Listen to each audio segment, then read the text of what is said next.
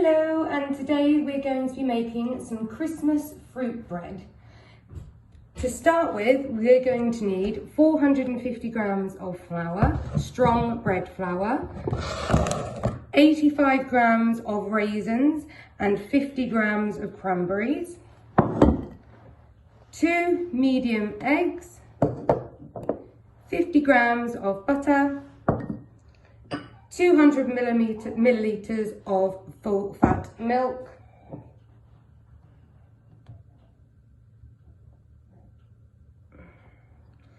$85 grams of mixed of light and dark muscovado sugar, but it doesn't matter if you just want to use light, cinnamon, nutmeg, and some fast action dry yeast. What you're going to want to do first is to mix your butter and your milk together and put on the hob to warm up. So, saucepan, pop in your milk, pop in your butter, and then we're just going to put it on the hob.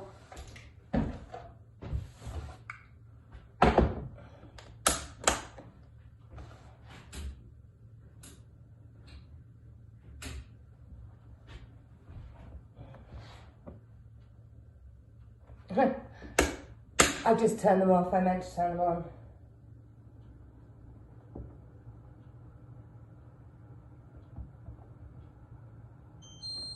Good thing learning in a new kitchen, isn't it? Right. So while that's warming up and the butter's all melting, we've got our already sieved strong white bread flour, 450 grams of that. We're just going to add a teaspoon of nutmeg and a teaspoon of cinnamon.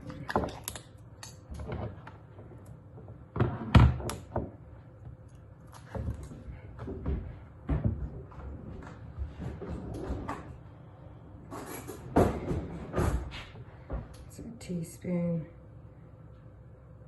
of nutmeg and a teaspoon of cinnamon.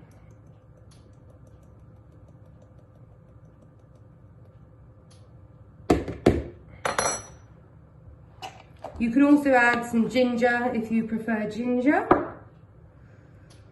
We are going to mix these together. I'm just going to use the spoon I just used just to combine it all.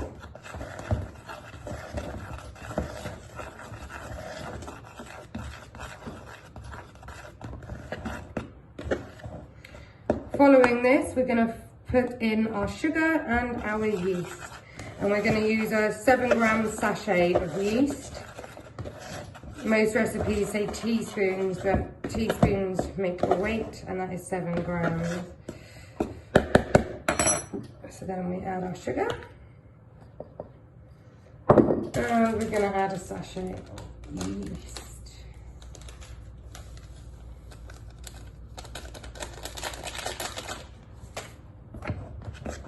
And that's going to get a mix as well. If you're using a dark sugar, remember they can clump up, so make sure you get all those clumps out if you do get them.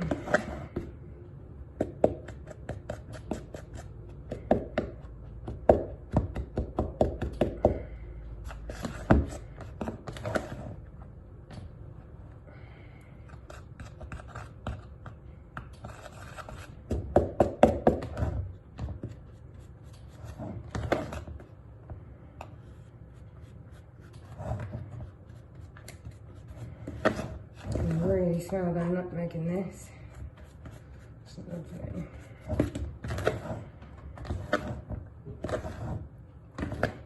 You could add in this bread, you could take out 30 grams of the raisins and add in 50 grams of cashews or walnuts as well. There's lots of other ways you could make your bread more Christmassy if you'd like. So there we have it all there, and we're just going to make a well in the centre, and that is for our milk and butter mix once it's all ready.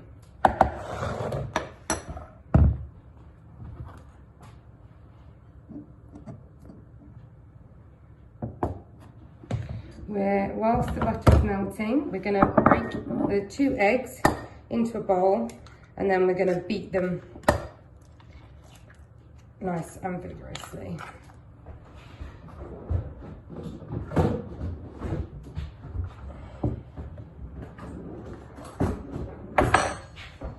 And just using a fork.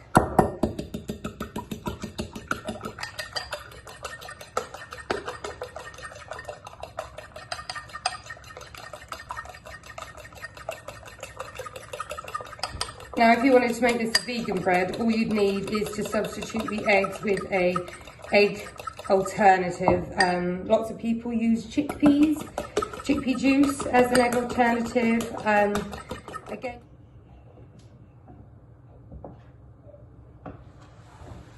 almost there now. Now we've got all the butter finely melted, I'm just going to take it off the heat. I'm going to show you all. So you've got nice melted butter, but the milk hasn't got so hot that it's boiled over. And then we're going to add this into the well of our flour, sugar and spice mixture.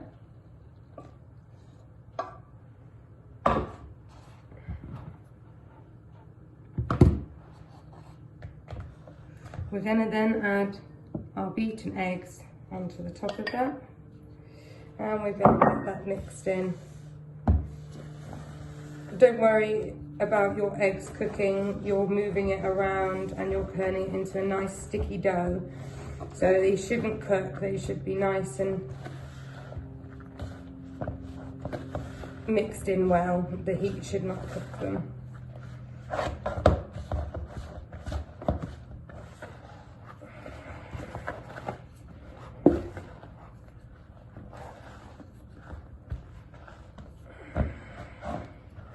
So we've got a nice sticky dough here, as you can see, lovely and sticky.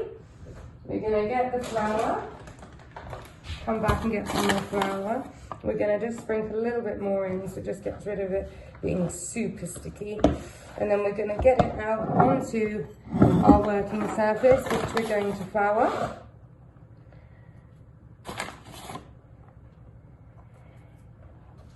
And we're going to pour our dough out onto that.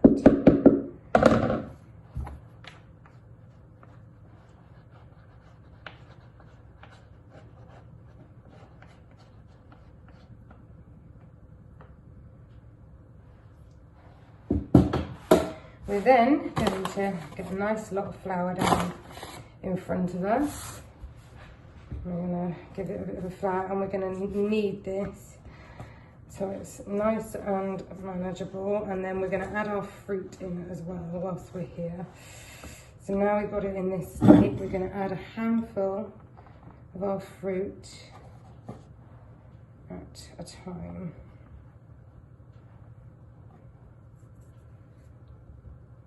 Move this back so you can see a bit better.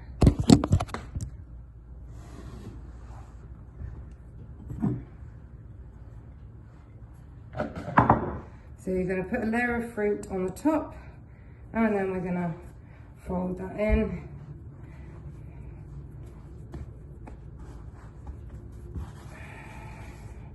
Make sure we're getting flour right underneath so the bread doesn't get sticky on the work surface. We're going to flatten that out again, and we're going to add some more fruit here.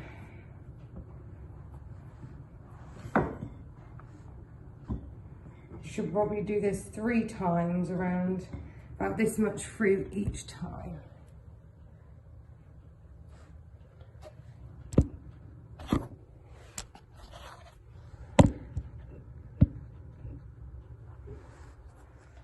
So I'm going to fold again. And once we've done all this folding, we're then going to knead the dough. Don't forget to always keep flour underneath your dough, because it's sticky, it will absorb quite a lot. But knead that in.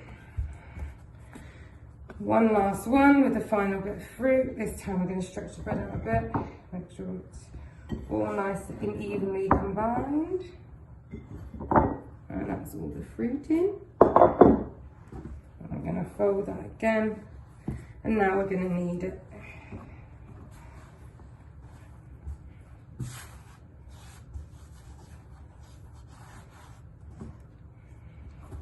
Making sure we keep that flour underneath at all times because it is a sticky dough. So we're now kneading it until it's nice and soft and smooth, obviously not with the fruit, but the dough is smooth.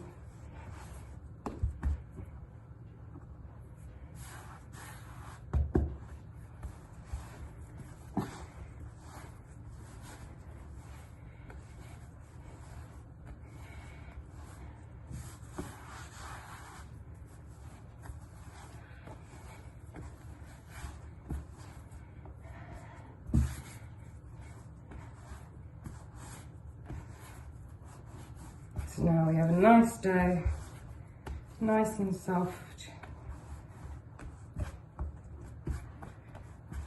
A nice ball of dough here. So what we're going to do is, using the same bowl that you made the dough in, you're just going to sprinkle that with flour.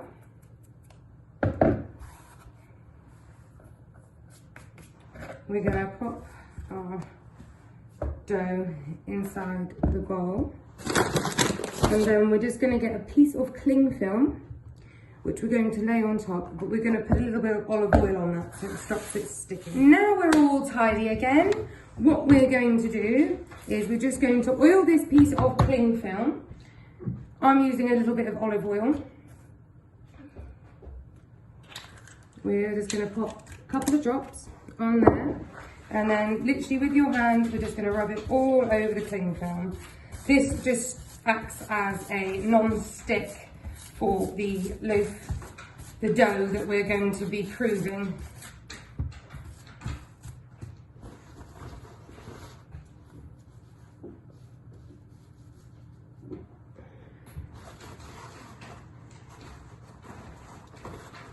So now we've oiled up our cling film. We're going to take this and we're going to pop it over the top of our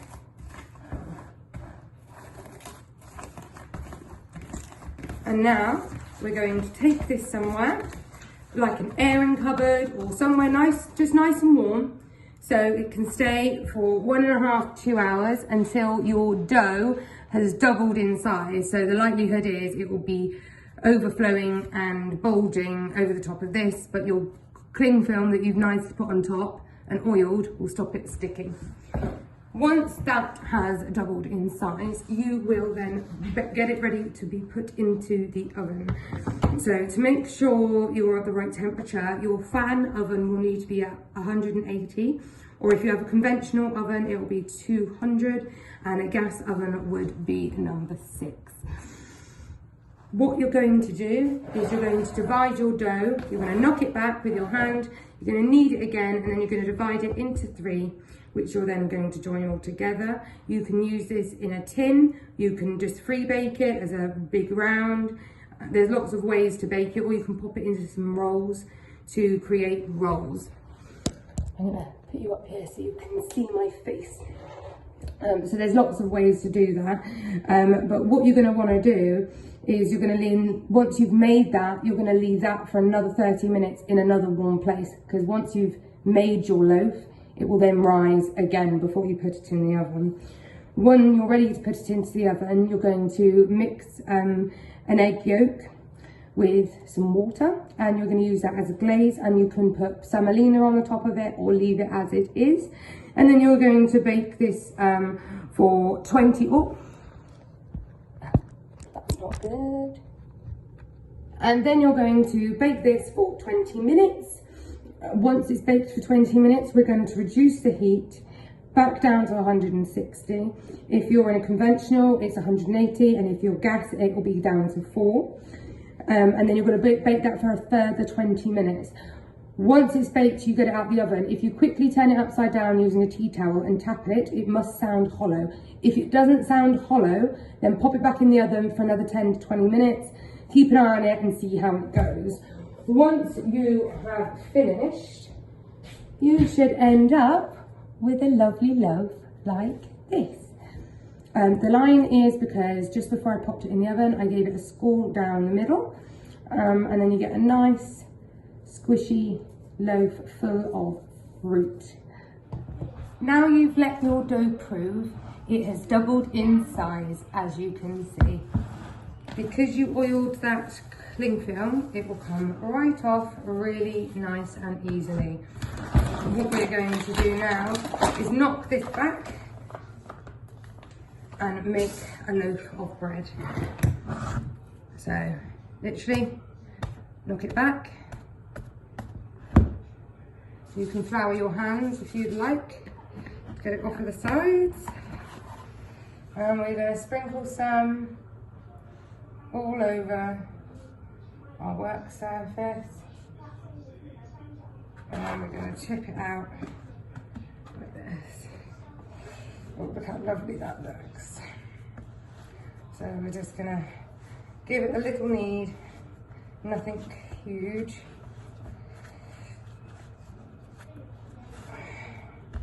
And we're going to cut this dough in half to make 2 small loaves.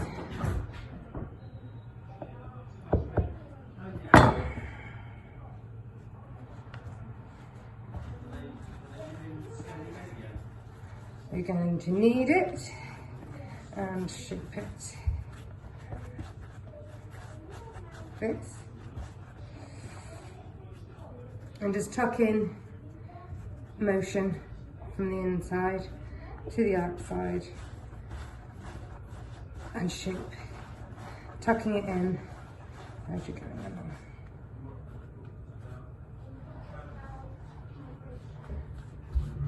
Right, that's done. And the next one.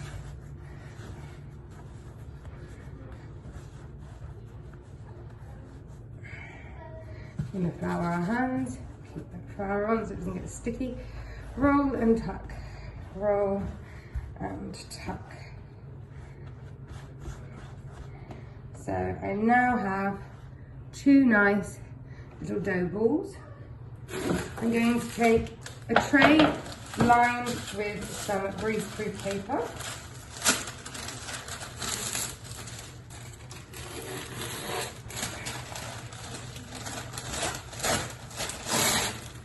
And we're going to scatter a bit of flour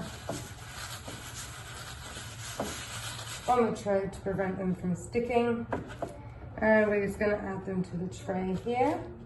And then we're going to take the cling film that we'd oiled up earlier, and we're just going to lay it over the top of them.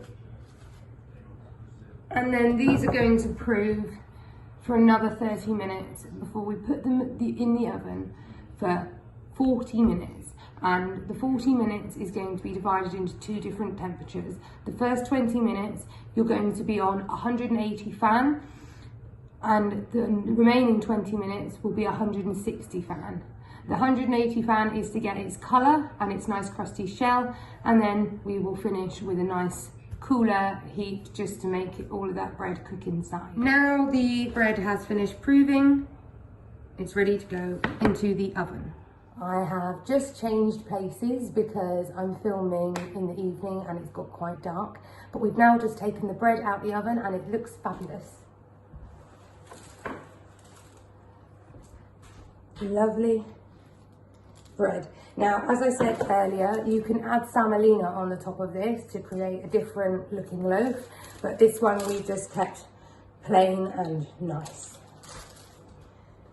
I hope you've enjoyed baking bread with me today. Make sure you check out the next recipe to make some bread and butter pudding with it.